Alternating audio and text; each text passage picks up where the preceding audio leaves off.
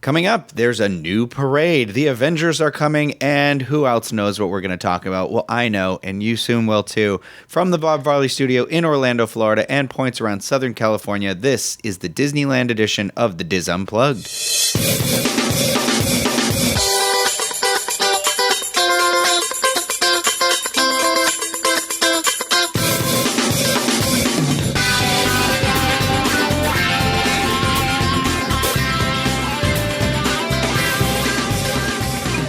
This is episode 781 for the week of September 4th, 2019.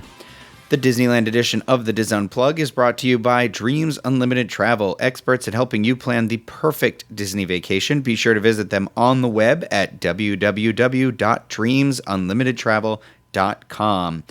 And we're also brought to you by Dizboards.com. Join over 1 million Disney fans discussing their vacation, rumors, and so much more. Join in on that discussion today at Dizboards.com. Did you know the website is Dizboards.com? Because that's where it is. Well, hello, everyone, and welcome to the show. I am Rhino Clavin, and I am going to be your host today. Craig Williams is tied up and in the trunk of my car right now. I knew I could take this show back if he just let his guard down for a few moments in time. And success. Don't worry, I poked some holes in the trunk. He'll be fine. No, Craig is out covering the opening of our Galaxy's Edge, which is they decided very conveniently to schedule the media event on the I don't even know what day of the week it is anymore. Tuesday, following the weekend of D23. So he's covering that event Tuesday and Wednesday, and then Thursday is the actual grand opening and food and wine and all that stuff here. So it is insane. And I apologize for the weird Harvey Firestein version of my voice that's going on right now. I have this chest infection I cannot get over, and I'm going to the doctor. Please don't harass me about it. But thank you for your concern. Now, to join me today, it won't just be me. We've got Mr. Corey Fiascanaro on the controls back here. Hi, guys. And all the way from Fresno, California, the Fresno Chili himself, Tom Bell. Hey, everyone. And then from the undisclosed beachside location, we have Ms. Morgan Lamone. Hi. I like saying your name like Morgan Lamone. Like, it's like, I don't know. It feels so like, it's a weird thing. Weird tongue. It's fancy. Thing. Yeah. So Tom and myself were present at D23. Unfortunately, Morgan wasn't able to attend. The event was sold out. We did try with two different people to try and get you a ticket.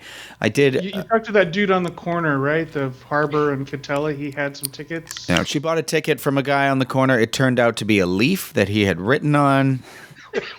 Maybe be careful who you do exchanges of goods with. I don't know. I never learned, so why should you? Before we get started, I just want to do a little bit of housekeeping. Well, do you guys have any housekeeping? Housekeeping? Not specifically, no. No? Okay. Housekeeping. Sorry. Every time we say that, I think of Tommy Boy still because I'm a child. But for me, I just wanted to give a shout out to some of the people to everyone that stopped to say hello to us at D23. It was very flattering, and it was nice chatting with you. I know we were running around like crazy and everything like that, but it is always really nice to meet the people who watch and listen to this, because I always say for us, we're just staring at a plate of glass, and it's nice to know that you exist in a three-dimensional world, and I'm sure you feel the same way about us as well. So it is really flattering for you to take that time out of there. Please tag us in any of those photos you post online as well. I know a lot of you do, but a specific shout out for some special people. You're all special. I'm sorry. I shouldn't have said it like that. But Fabian for inviting me into his Marvel signing. I was able to meet Haley Atwell and get a Peggy Carter poster sign. The Glamdom Fandom podcast family for taking time to chat with us, and I finally got to meet you in person, which is really cool. We'll chat more the next time I'm there. I can't wait for that. Our friends Elise and Robert. Elise works for Pixar, and they always go out of their way to come say hello to us, so that was really, really nice of them. And then a listener who's listened for a long time, Gary, who lives on both coasts, actually, but he was very helpful last minute, being able to drive me to several different locations around town. So thank you for being a chauffeur for me, Gary. It means the world. And then a special thank you to Andrew Levitt, for who I met this weekend. We just happened to be like grouped together a lot because I did the Sorcerer's Pass, and he is just a wonderful person who dealt with my awkwardness the entire weekend. So I felt like it was appropriate to say to say thanks to him. So very awesome person. But that's it for me. That's the best part of the expo is just running into people, running into listeners and fans. As I hung out with Michael because we roomed together, as we were walking from the Hilton and we were going to Roscoe's because he had never been to Roscoe's. So oh, cool. Roscoe's Sunday night for dinner. We had just left where the roundabout there is in front of in front of the Marriott and Hilton. We just passed that, and we hear footsteps running behind us. We're like, oh, what the hell? We get out of the way, and it was a little, maybe 10-year-old girl with a pad. Michael, can I get your autograph? I'm like, okay. And then you pushed her. So he stopped and talked to her and wrote a 12-page autograph on her book. Of course, as one does, yeah.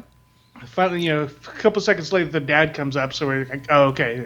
Not just some strange girl running down the. Yeah, but it was really cool, just running into everybody, even the people that didn't know my name. It was still cool. Well, what's one of those? Well, you were on audio for so long too, so I think it's one of those things, True, So, yeah. but but they recognize my face. They just not Mike. Oh no, Craig feels the pain too. They'll always be like Rhino and Greg. We'll be like, no, Craig. And I'm like, I know they don't mean it because Craig is the backbone of this operation. So he's not. When he's not here, I'll speak nice about him. But when he's here, he's trash. He's my Forky. So I do just want to, I want to say one of the coolest things for me about D23, just to reflect on that. This was my third time at the convention, and I just mentioned Andrew. It seems like every time I go to one of these, it is astounding the things that you will experience and see. And being in a room with Ewan McGregor, like feet away from him, was insane. Dick Van Dyke being there again. Obviously, we all know me. It was front row and center for this, and I just cried the entire time he was on stage. You see these people, these celebrities, and you do these like panels and stuff like that. But you know what? Honestly, what leaves a lasting impression on me are kind of the people I've met along the way while I'm there, and listeners or not. It's like I had met some people in line that we slept in line last year, and we still we chat on Instagram, at least once a week. Sending pictures of our dogs back and forth, and it's just and this year hanging out with Andrew and his friend Adam, and and some other folks that were there. And then the first year I always seem to leave California with like a new friend in hand, and it just is it's a really cool experience that I don't think I've ever been to another convention where I feel like it's just going to have that kind of thing like that happen, that sort of like weird intersection of fate where you just kind of find people like you. I've been to Power Ranger conventions to make it a really niche thing, and that's one of those kind of fandoms where sometimes people aren't very friendly. And, but there's something about Disney where, yes, you'll get the people that will shove you down and trample you for a good pin. And there's one of them running the controls right now. But then you have those other people that are just immediately, it's like you've known them for forever. And I think that's kind of an invaluable experience that you get as part of D23, And so it's always a sad thing. It always feels like it ends so much, and we run around like crazy to do all this work that a lot of it comes out and you'll be like, what, you did these videos. I thought that, but the last night I didn't go to bed till like 4 a.m. and, we're just editing all these videos nonstop. So for us, it goes by even faster. One of these days, when I become a more important person, I'm going to experience it. I'm going to try and do Sorcerers and just do it as in a non-work related thing maybe sometime in my life, but D23 2050, that's what we'll do. Yeah 2050. Yeah, 2051 odd years. I feel like I'll be retired at that point. That's a good one. Or still paying my student loan, but that's cool. So you mentioned can I give a shout out to all the cosplayers? I was watching everybody's Instagram stories and just seeing the amount of detail and effort people go into. It's like, I don't even want to say it's cosplay. It's like a whole nother level. There was that one lady with the moving parts on her dress of the Haunted Mansion. The Haunted Mansion, I saw her, That was cool. Did you see the teacup princesses? The dresses those. That when they, That was so clever. People's ideas. I saw people do my friend did Sid's Toys. That was her surprise one that she did. That was awesome. there was just so many, like, I can't even comprehend, like, all of it. So just great job, all the cosplayers. Yeah. So you mentioned the pins. Mm-hmm. There's a frame set that I was kind of after. It was limited edition of 3. It was retail price, so the sorcerers who actually were lucky enough to get it paid $3,500 for the frame set. It sold immediately after pickup for $12,000. That's and insane. I don't want to be quoted on the exact amount, but I know its value right now. It's since sold again for over $18,000. Wow. So if you're a sorcerer and you get you're responsible with your merchandise, I guess you could pay for your own ticket. But Yeah. I don't do that stuff. If I get something that's for me, I'll be kind enough to sometimes if somebody don't reach out to me first of all for this. But you know, when you got somebody scratches your back, I will always be there to scratch. Wait, if you scratch my back, I scratch your back. That's sort of a thing, you know. I always want to help people that are in a situation and stuff like that. But it can get crazy because it's something like this. Every human being that's ever interacted with you might ask for something. But I do my best. I do my best to help people because they're always very thoughtful and helpful to me. So I'm always here for you the best I can. But it's like I can't be one of those eBay sellers. I was behind somebody with the Funko Pops, the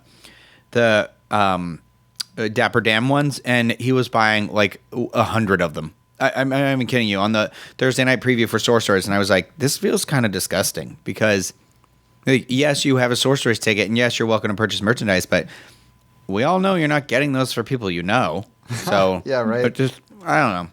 It just kind of ruins it for the people that do want it. And I don't know. I don't want to take anything away from somebody that really wants it and appreciates it. I'm not here for the profit, you know.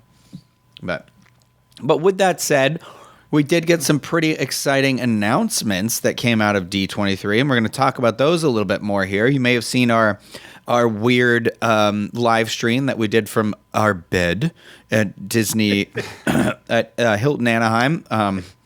We were working on some creative podcasting those days.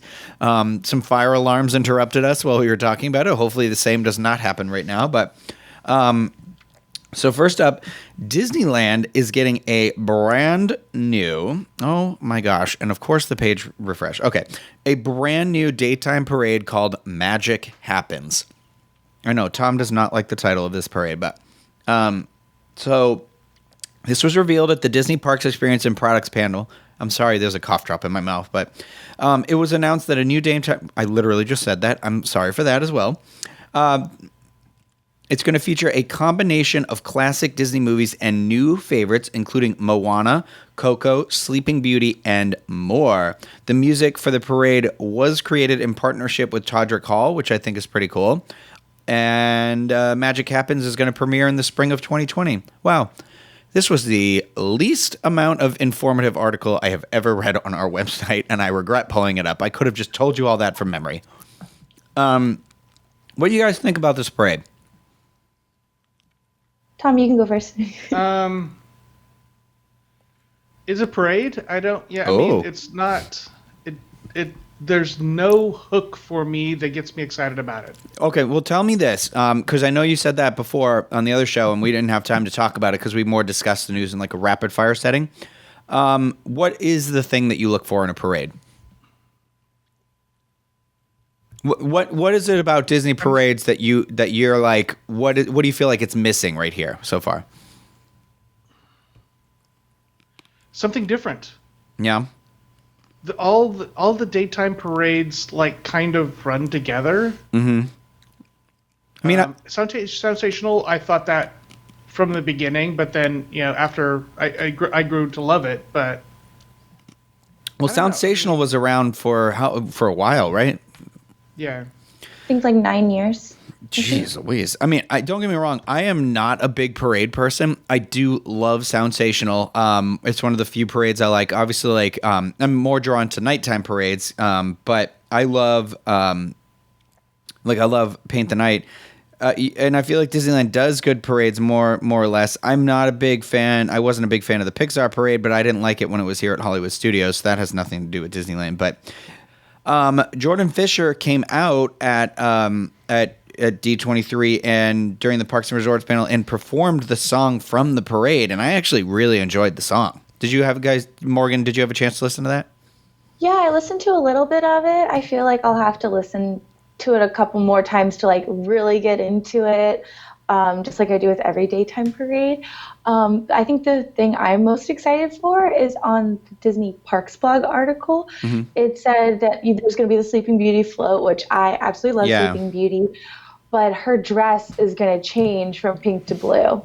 Yeah, said that on the article, and I'm losing my mind. That's cool. So they did that in that part. I want to know like how they're going to do that. Like, I hope it's just not like tacky lights, or like I hope it's done really, really cool. Well, they do it in one of the international parks. I know that they've had Aurora come out and the dress changes throughout the day, or it changes throughout her appearance. Like it mixes and matches. I don't know if it's like projection or there's some sort of electric thing run through the dress that changes the color or something, but yeah, it should be cool. Sorry, I'm going to pull up that Disney Parks blog post because I'm sure it has way more information than this It post. talks about, there's like for the Moana float, there's going to be wood carvings and inset with LED panels that will change and give you like a glimpse of the ocean.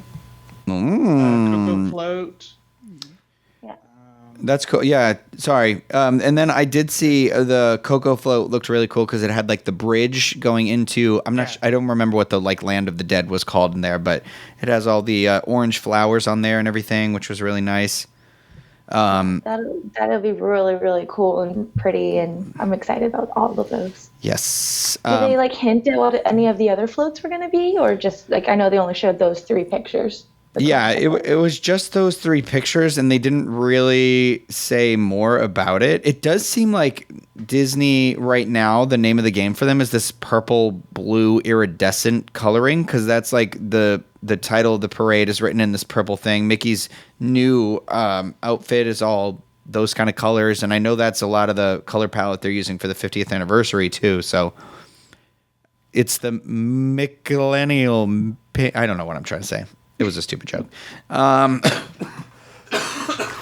well, excuse me. Well, Rhino dies over there. I'll just chime in. Parades don't necessarily excite me either, like Tom kind of mentioned. But, I mean, the more we talk about it, these floats do sound really cool. And I think this parade will be something different from some of the parades that we've had in the past. Kind of the directions they're going with some of the new floats, like the Moana float and the Aurora, the Sleeping Beauty float. They sound very unique, so I'm excited to see what they come up with. Yeah, I'm just hoping the effects work during the day. I mean, the Aurora that I saw online, if you Google it, I'm not sure where it was or anything like that. It was one of those like just in a meme. It was during the day and it looked really cool. I mean, it was very obviously changing. It wasn't like subtle. But let me just sip this water for a hot second, and then I'm going to read this from Disney Parks blog. Yes. For all you listening, I hope you enjoyed that gulp. Okay. Celebrating awe-inspiring moments of magic, both large and small, that are the heart of so many Disney stories, Magic Happens reminds us we don't need wings to fly, shooting stars were made to wish upon, and magic doesn't stop at midnight. The daytime spectacular will feature stunning floats, beautiful costumes, and beloved Disney characters, all led by Mickey Mouse and his pals. On her Voyager, I don't know this Hawaiian word, wa, or canoe, Moana journeys forth on the crest of a beautiful wave inspired by beautiful koa wood carvings inset with LED panels, providing a dazzling glimpse into the magic the ocean holds. Celebrating the magic that happens when Miguel strums the guitar of Ernesto de la Cruz, the spectacular float inspired by the Disney Pixar film Coco bridges the land of the living and the land of the... Oh, I was right. The land of the dead.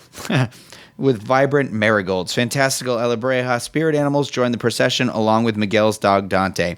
What was the name of his Alabreja in the movie? Do you remember? The lion? Was Dante? Was it Dante? No, it wasn't. Sorry, Dante was his Alabreja, but I'm talking about the lion one.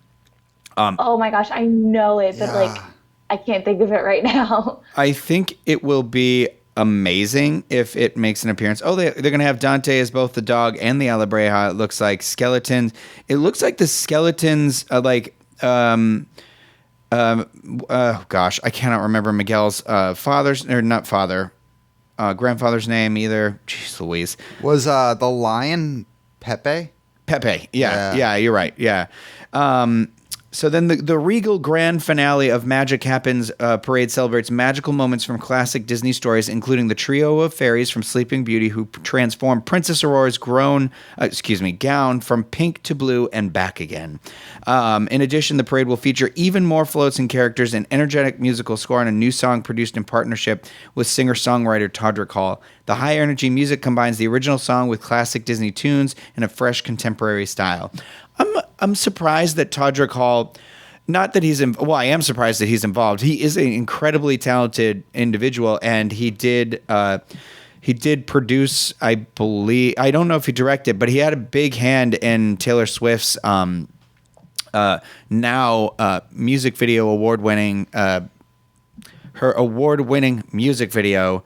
You Need to Calm Down. She gave him the award last night on stage, and he gave a big performance, or 2 nights ago, if you're listening to this the day it comes out. I don't know. We're time travelers here. But he is a very talented person, and I think it's really cool of Disney to partner up with him. And I do admire what he's come from, because, 10, 12 years ago, I was just watching his videos on YouTube, and what they've transformed into is incredible. And it's really cool. But it was weird that Jordan Fisher came out and performed the song, and not Todrick Hall. So I think it's weird that he's not singing it, but I'm excited. I mean, this Coco float looks beautiful. I love that the two skeletons are going to be on top of the pyramid, and I don't know. I think the Cinderella float looks really cool with all the different turrets and the spiral thing.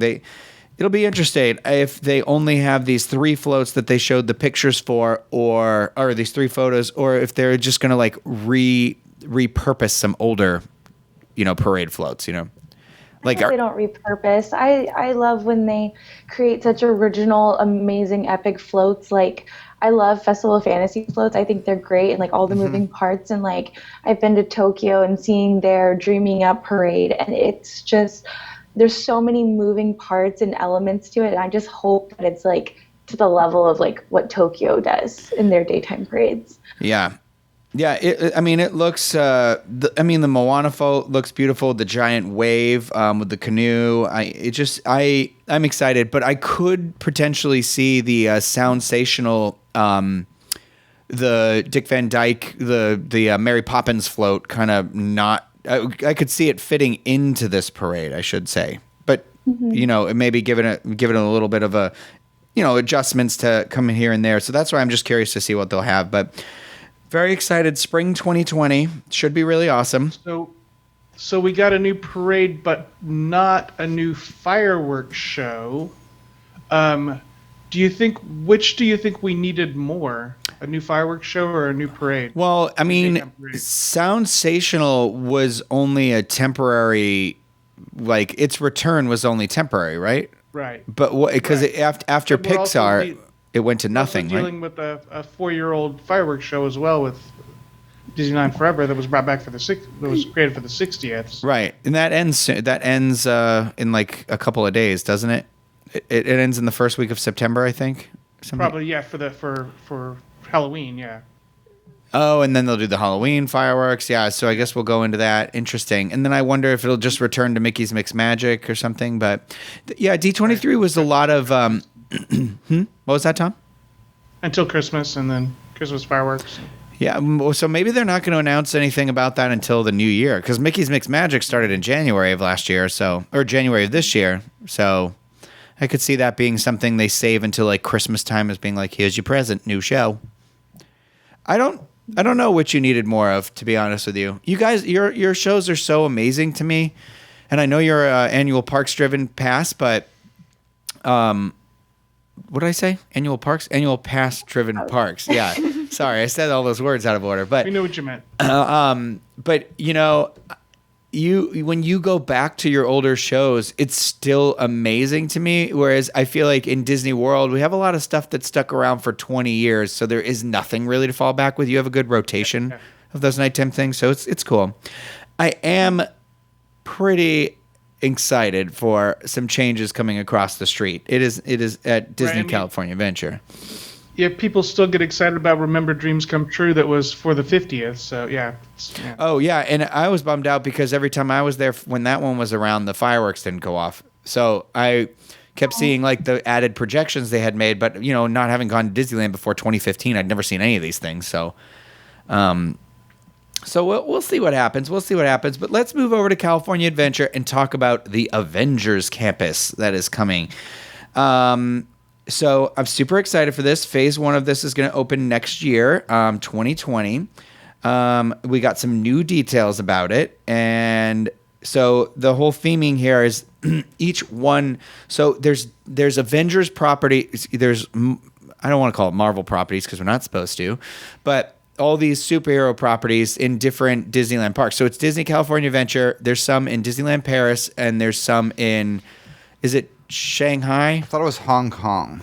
I think it's Hong Kong, right? Yeah, but I thought 2 of the parks had stuff in the Asian parks. I'm not sure though. But it is Hong Kong because that's where the Iron Man attraction is. I'm pretty sure, but either way, they've kind of added these stories that like the Avengers have set up these different campuses, and they're looking for the next recruits and everything like that. So the next generation of superheroes. So it's really cool. Let me see. So Scott Drake, the creative executive of Marvel Global Portfolio of Walt Disney Imagineering, shared, in some ways, these new campuses are like the Avengers themselves, a group of diverse individuals who have teamed up for the same purpose. The collection of unique addresses, each dedicated to a different discipline, have been brought together to champion the next generation of heroes. I'm cool with this because I kind of don't like carbon copies of things. Yeah. So it's cool that like you can have the Avengers experience there or the Avengers campus there, but then come to, like to Disneyland and it be a bunch of different stuff that you didn't experience. It also makes, I kind of feel like they're starting to tip this, realizing like, okay, so a big thing in Disneyland is millennials without AWOCs or adults without kids is their like number one thing they're marketing to. And I think they realize those people have a bigger expendable income because they're not spending it on children. So they're spending it on these experiences. I think they're going to start really pushing our generation to really start doing more international travel to those parks. Yeah. Instead of treating them individually, I think they're going to push that more. And also one thing about, Galaxy's Edge, I think they should have done 2 separate planets. Yeah, I do too. Like Batu be on one coast, and then on the other coast it was a completely different planet, because like we already saw everything, and it's basically the exact same. But with the Marvel stuff that they're doing, that, like you said, that's going to encourage us to like, we saw what they had to offer in California Adventure. Yeah. But I want to go over to Disneyland Paris. I want to go over to Hong Kong and see what's going on over there. And I think it's a brilliant idea.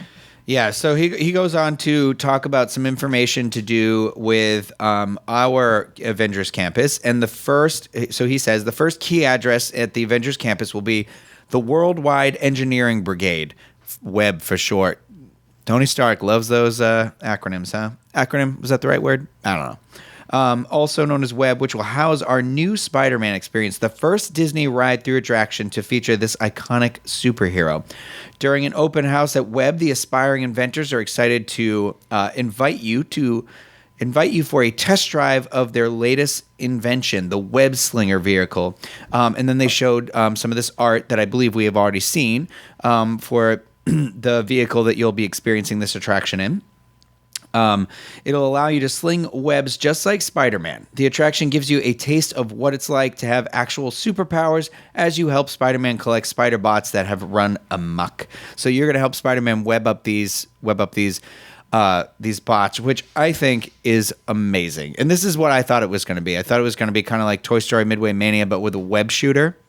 And Spider-Man's going to be along for the ride. I think that's really cool. I think you're going to wear these things on your wrist and shoot stuff through a screen. So then they go on to... sorry, go ahead. For those that you guys were there, was it look... Because, like Toy Story Mania and Buzz Lightyear, right? Like, it's the machine. So, like, you think it's going to be hooked up to your wrist? Because the concept art, like, there was nothing that they were holding on to. So, like, do you think it's going to be hooked up to the wrist to, like, web slings and stuff? I don't know. That one image of the concept art is not in this article. I know, not mean to throw shade at the people who are writing for this site, but because this article has a ton of information in it, written by Jackie Gailey. Well done, young lady. But that's the only one concept art that's missing out of here right now. But it doesn't show the concept art shows just light shooting out of the or web shooting out of the wrist, not anything attached to the wrist. So what's interesting is they had a booth set up at D23, and I don't know if you got to go check it out, Tom, but they had this interactive wall. So you would walk up to the wall, and essentially you put your hands near the wall, and you could it was Jarvis. So you could be like Tony Stark, like pull open the Iron Man suit, spin it around with your hand, like zoom in, zoom out, like pull it down, do another thing. So I'm wondering, because there's clearly a screen over the attraction, if it's going to be that sort of a technology where it registers where your hands are. Nintendo Wii or whatever. Yeah. It's going to be, it's kind of insane. Just like Wii bowling. That's what it is. Yeah. Yeah. Well, I'm excited for this one too. I'm also really excited for the next one, which I am an idiot and didn't get the idea, a micro brewery, because Ant-Man gets small. I told you guys when I had this revelation, like the dum-dum I am. I hope they have like really big, obnoxious size food and like really tiny little food. Oh, I think that's what it's going to be. I think there's going to be like the largest pretzel that you could ever order in your life there. So the Avengers campus will also feature Pym Test Kitchen, just as Ant-Man and the Ant-Man and the Wasp use Pym particles to grow and shrink just about anything. Pym Technologies is using the latest innovations to grow and shrink food at this eatery. I think this is they did talk about having like different size stuff, and I think that's going to be. I think it's going to be a lot of fun. I think they're gonna do a lot of really fun things here. I think they already do a lot of fun things with Marvel in relation to food whenever they do events at California Adventure. So it'll be nice to have that as like a permanent staple. And I'll be right there with you, Morgan, eating the world's largest pretzel, and Tom obviously too. We'll probably have to share it if it's ginormous. Yeah. And then this other one, which is interesting. And a little bitty cup of cheese puffs. Yeah, you'll get a tiny, tiny, tiny little cheese puff. So guests will also find heroic encounters throughout the campus, including Black Widow, Ant-Man, and the Wasp, which is the first time they're doing meet and greets, I believe. Doctor Strange, the Guardians of the Galaxy, superheroes from Wakanda that will include Black Panther and the Dora Milaje, and Asgard. So we're going to get Thor and sometimes Loki. And I think what's pretty freaking cool is Iron Man is going to be there too. We love you, 3000 Iron Man. I'm so excited. Yeah. I basically any character that's been in an Avengers movie, I think is going to have the chance to kind of start appearing around here. So I hope they're just roaming around too. But yeah. They're not all going to be roaming around because... Hold on. Okay. The concept art is in here, but it's skipped over. Tom, do you want to talk about the Doctor Strange area? Well, I mean, even I'm looking at the Disney Parks blog version, and they do not talk about the Doctor Strange area. It's so weird because they talked about it in the panel, right? Encounters with all of them, including Doctor Strange. Huh. That's weird because they did talk about it. So basically, they made a joke where for the same gentleman who I'm quoting right now, was saying that you'll visit the ruins of the ancient California sanctum, and I think over there you're gonna meet it'll be Doctor Strange meet and greet, but I think there's gonna be some like cool effects where he teaches you some of the mystic arts and things like that, and it looks like that'll be so cool. I heard rumors that it might be kind of like Jedi training, kind of, or something along those lines of like interactive and stuff like that. I just know Junior's really excited because Doctor Strange is his favorite, so mine too. He's like super stoked for that. So I agree with Junior, Morgan. Doctor Strange is my absolute favorite, and I'm really excited for his movie too, because it's going to be like a horror thriller type movie, which I'm excited to see the direction they go with that. But yeah. Really excited for this Marvel area, and can't wait to get my sling ring on and start casting some spells. Well, that's not all they revealed, too, which is pretty exciting. So let me see here. As superheroes continue to assemble, one of the iconic buildings in the California campus will be the Avengers headquarters, where you can catch a glimpse of the Avengers along its rooftop. That's weird. I don't know what they mean by that. I know in the concept art they were like standing around, but unless it's like their statues or the characters are going to come out up there. But why'd they be up there if they're going to be meet and greeting you down here? So no, like that sounds dangerous. yeah, like what are you doing? Get off the roof, Gamora. Come on. The building will open in phase 2 as the future entrance to a brand new e-ticket attraction where guests will step on board a Quinjet and fly alongside the Avengers in an epic adventure to Wakanda and beyond as they face a brand new... Okay, I was adding that in, but here's some more. Guests will team up alongside the Avengers in a battle to save the world against one of the most powerful villains they have ever faced. And they didn't say who the villain was, so that's cool. Imagineers are working on an all-new innovative ride system to put guests in the middle of the action. I think it's pretty cool you're going to be on a Quinjet, and that you're going to kind of go around and see, like, the concept art with all the Avengers fighting these, like, flying aliens looks pretty awesome. And in the concept art, you can see Captain Marvel, Ant-Man as the Giant Man. You've got Hulk. I see the Dora Milaje. I see Captain America. I'm wondering if we're going to get Chris Evans back to do some of this stuff. Oh, and then you see what appears to be you. I didn't even notice this. So you're in that concept art, it looks like everybody's like on their own track or like free floating from each other. But like in the loading area of the Quinjet, it looks like it's like Star Tours almost, and then like you're all. So I wonder how that's gonna play. Okay, I just realized this is probably incredible. So I bet what happens is you fly on the Quinjet. And when these, you know, go to Wakanda, probably like team up with the Avengers, you fly off to fight. I bet you have to eject from the Quinjet at some point.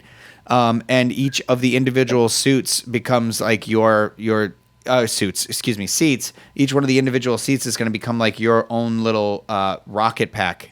Because it is. I'm going to get goosebumps right now looking at this because I'm just realizing that they didn't really say it, but that is 100% what this looks like.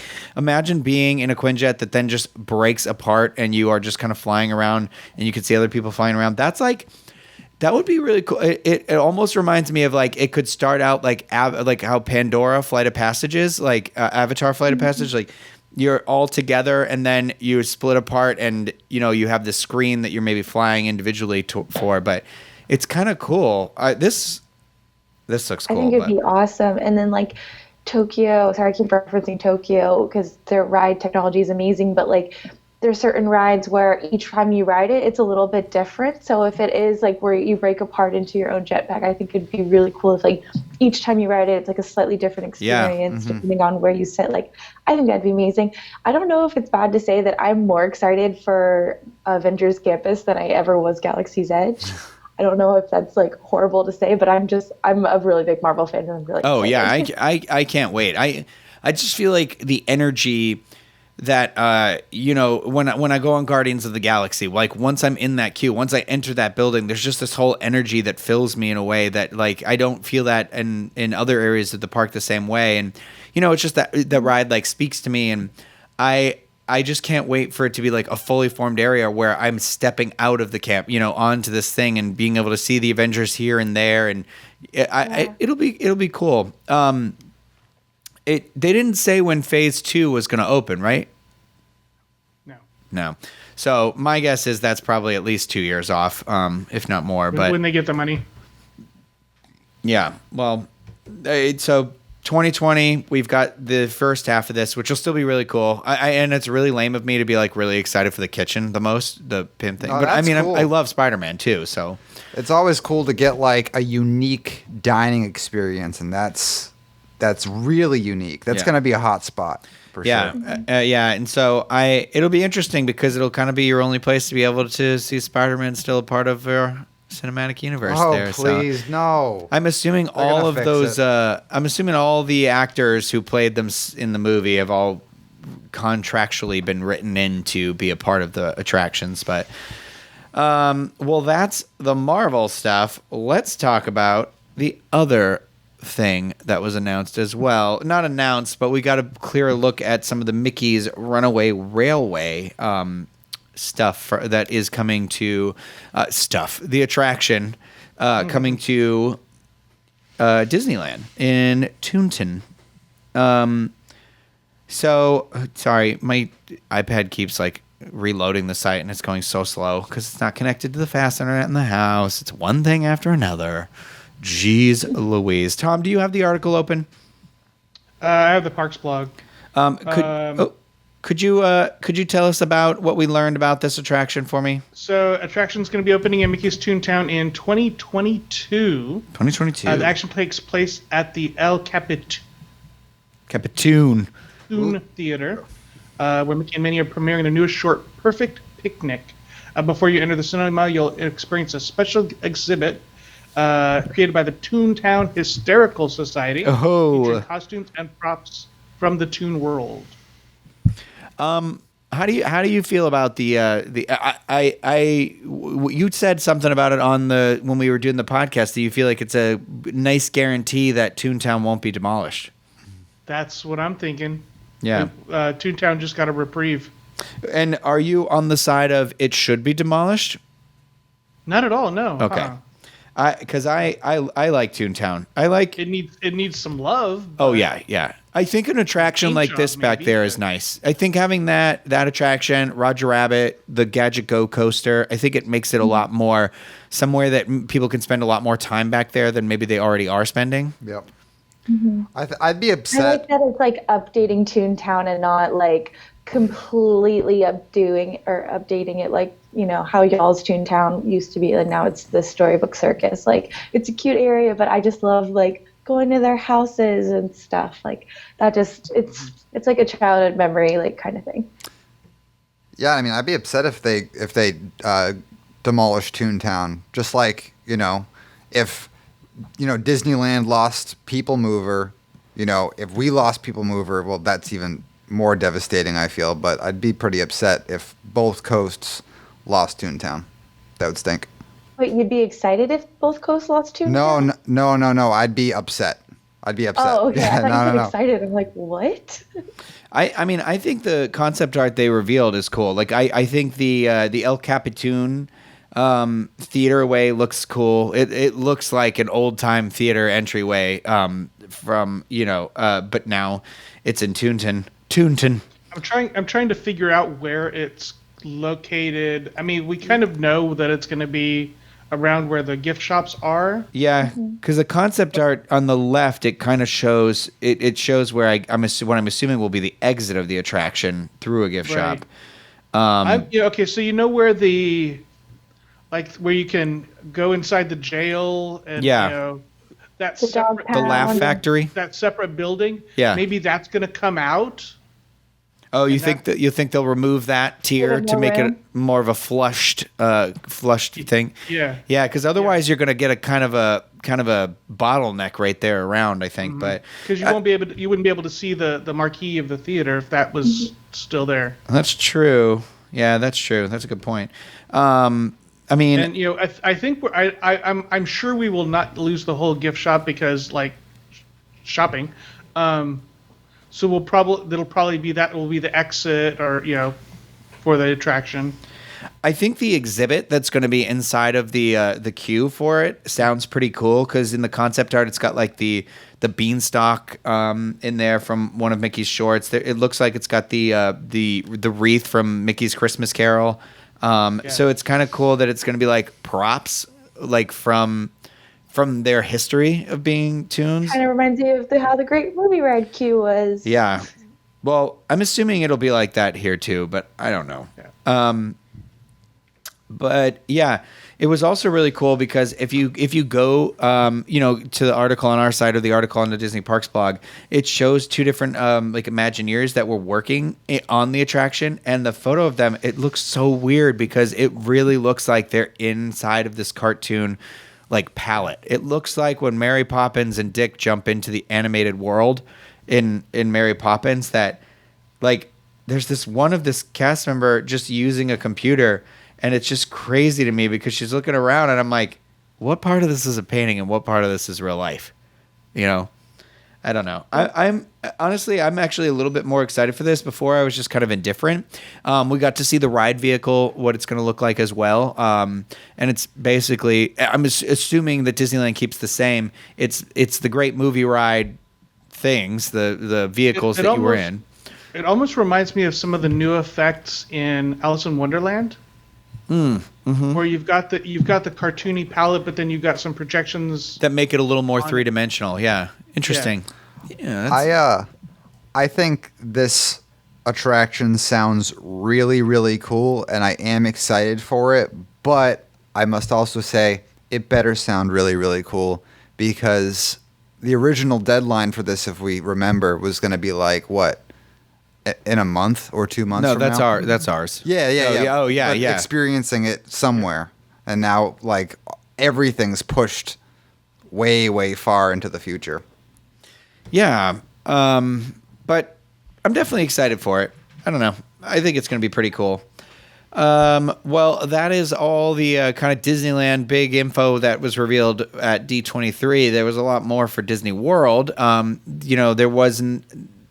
People were expecting announcements to do with Tomorrowland that aren't coming, I guess. And then I think Disney in general is going to start making a habit of waiting until they're a lot further along in projects before they talk about what they are. Because they have gotten kind of a rep for taking forever to finish things now. So I think they're going to try and just like wait a little bit and then all of a sudden be like, oh, look, and it's going to open in this time, Yeah. So you can be like, ooh, wow. What, we talked about like no Tomorrowland, but also there were rumors that we might get updates to the back area of Fantasyland, where the boats, the old motorboat cruise area is next to Small World. What's interesting is one of the overseas parks got the announcement that they're getting a clone of Frozen Ever After. Yeah. From Epcot. So that is now that they're starting to clone it, I'm kind of half expecting that we might see a clone of that at some point back in. I would hope that your park would get a clone of maybe the Beauty and the Beast attraction. I would hope for that one because I would love that one. But yeah, bring one that is from. Bring one that doesn't exist in the international park, that doesn't exist in the domestic parks. Because if it's Beauty and the Beast or something, that like we have Frozen. So if you're in Disneyland, just come to Disney World. But like if that they showed in the hype video or somewhere, I saw the Beast animatronic, and I was just like, oh my gosh, the Belle one looked good, the Beast one looks amazing, right? Yeah, it's supposed to be like, well, no, I don't think spinning in that same way, but I think your transport vehicle that takes you through the story is the dishware. Okay. Yeah. So it looks good, but just one last little bit tidbit here. If you are headed to Disneyland and you're an annual pass holder, they are expanding the offerings of their limited time special buttons that you can get when you do a mobile order via the Disneyland app. The first round of buttons were announced earlier this summer, but now we've got even more. So once you place an mobile, oh my gosh, this article, sorry, I am throwing so much shade today. I feel so bad about it. But buttons will be coming soon to the Disney Park locations as listed: the Bengal Barbecue, Docking Bay 7, Edelweiss Snacks, Galactic Grill, Gibson Girl Ice Cream Parlor, Harbor Gallery, Hungry Bear Restaurant, Jolly Holiday, Milk Stand, Mint Julep one. Somebody's got to get me one of those ones. Red Rose Tavern, Refreshment Corner, Royal Street Veranda, Ronto Roasters, Stage Door Cafe, the Golden Horseshoe, Tiki Juice Bar, and Troubadour Tavern? Troubadour. And then that's like all of them. Buttons at the locations below are available now at Disney's California Adventure, Cocina Cucamonga, Rita's Baja Blenders, Hollywood Lounge, Schmoozies, Smoke Jumpers Grill, and they'll be coming soon to Adorable Snowman Frosted Treats, Flo's VA Cafe, Pacific Wharf Cafe, Pacific Wharf Distribution Company, and they're no longer available at Award Wieners, Bayside Brews, Clarabelle's Hand Scooped Ice Cream, Corn Dog Castle, Lucky Fortune Cookery, or Paradise Garden Grill. I mean, it's a cool thing to get people to mobile order, I think, and just avoid these lines. The problem is, though, I went to order at the Lucky Fortune Cookery, and it gave me a mobile order time of like 2 hours from when I was eating. So, but if anyone gets a mint julep one, this guy wouldn't mind it. I'm getting hungry. But that is it for that. Morgan, do you want to run us through your park update, I should say? Yeah, definitely. Okay, but first, I actually just got confirmation. So that viral video of Sleeping Beauty's dress changing is actually a video edit. It's not actually Fake. Yeah. changing. Yeah, Excuse changing me. the sparks. Oh I got my confirmation from the princess herself. drama. But sorry. I said drama. Lots of drama. Drama. Um, but there's a new DVC booth opened near the tram loading or unloading area in near the end of downtown Disney. So I think that's like 3 DVC booths in all of downtown Disney. Two So or is three. that the one? That was the information booth, and then was ice cream for a little Then it bit. was like That one? ice cream, and Yeah. yep, now it's a DVC. The Sunset Showcase Theater, there's a new sign entrance that's going to be open up right next to our award winners. Like you can kind of see it if you pass by in the last like 2 days. I don't know if they're going to like completely take. Tom, do you know if they're going to completely take the original entrance off and like Yeah, I make think that more you're gonna- seating? I you're feel gonna like. enter from the Hollywood. Every time Tom has the relevant information, he has that dramatic pause. Wait, say that again, Tom. So, yeah, I'm getting lots of delays today. Sorry. I think you're going to enter from that street rather than from the side now. Interesting. Okay. Big push And for then DVC. Oh, sorry. I was just going to say it's a big push for DVC in California all of a sudden, considering they only have one DVC property. I understand that you can use your points at all around the world, but it leads me to believe something else could be coming out there. I don't know. Foreshadowing or Yeah. something. Yeah. And then lastly, Haunted Mansion is closed they're putting the overlay up and it'll be back open on September 6th. So I'm so excited for Haunted Mansion Holiday. They're so fast with that overlay. It is insane to me because like I know we call it an overlay, but for me it's like they create a brand new attraction. Yeah. And I'm just kind of blown away. I'll be excited to ride it when I'm out there to cover the Oogie Boogie bash that's happening out there. Very excited to check that out as well. And Morgan, you will definitely be at that one. Oh, yay. Yeah. Kylie and I were already texting about Halloween costumes. So How's Tomorrowland looking? How's what? Tomorrowland. Oh! I saw the construction when I was in the park on Wednesday, and I'm curious. Is that wall really up around the stones, or is it around that fairy tale area with all the grass that you walk through? it's around the grass, but not Tinkerbell's little That's what I pond mean. Yeah. thing. Okay. Interesting. Do you think they're actually taking rocks out in there? I hope not. I hope not But- too. That's why I'm like, I think it's just maybe getting a paint job or something like that. But Yeah. I don't know. We'll see. Those are only updates. Yeah. Quick, easy. I would like to be included in the text messaging of Halloween costumes for future reference. I know Craig does not care Oh, less. yeah, but, you're. We'll talk after the show. but well, thank you guys for coming along on this journey with us. Thank you everybody for watching and listening. I think that's going to do it for our show this week. Be sure that leave some comments below. I want to hear your thoughts on those announcements. We like to create this dialogue that happens here. Again, I thought I'm excited for what the future holds for California. I'm very excited for that Avengers campus, like Morgan is as well. And lots of changes coming. But make sure that you are following along. We'll bring you all that breaking information as it goes. Check out all the articles on wdwinfo.com/Disneyland, wdwinfo.com, disneyinfo.com, whatever site you hit in there, it's going to go to it. Make sure you're following us on Twitter at the Diz. Instagram, the.diz. We got a lot of photos up there from D23. There are some fun ones to look at. I learned that you can only have 100 stories at a time, too. So I congratulate myself for finding that breaking point. But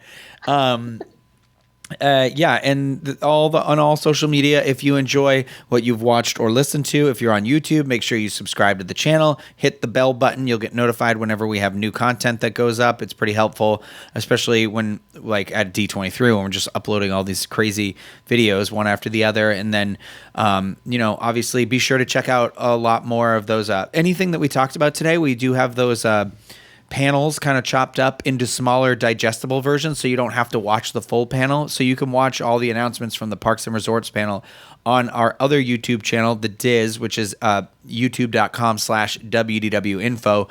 If you want to watch some of that announcements or talk for yourself, I recommend checking out that Jordan Fisher performance that he did. That was good. And obviously, Dick Van Dyke, when they announced the Mary Poppins attractions, was breathtaking as well. So, so check all that out. And that is going to do it for this week's show. We will see you next week with another episode. Bye, everyone.